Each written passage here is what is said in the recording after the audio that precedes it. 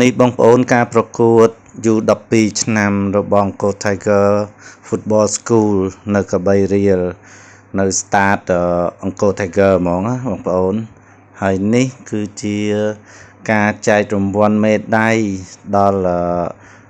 កីឡាករឆ្នើមដែលបានប្រកួតបានលេខ1លេខ2លេខ3ចឹងទៅបងប្អូនអើយនិយាយពីថ្ងៃនេះអូយសែនអព្រោះអីកូនប្រុសរបស់ខ្ញុំទួនគំហាត់គាត់បានទទួលមេដាយមួយទៀតហើយពី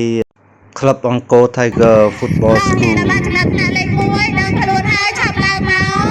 កទួនគីមហួ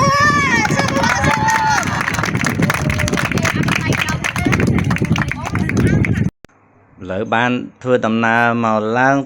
ចំណាត់ថ្នាក់លេខ1ម្ដងទៀតហើយអបអរសាទរកូនប្រុសហើយអរគុណការទទួលមេដាយហើយនឹងបានកាដូជាអាវរបស់អង្គរ Tiger យ៉ាងស្រស់ស្អាតសេរីថ្មីទៀតផងអរគុណនៅសាលារៀនអង្គរ Tiger Football School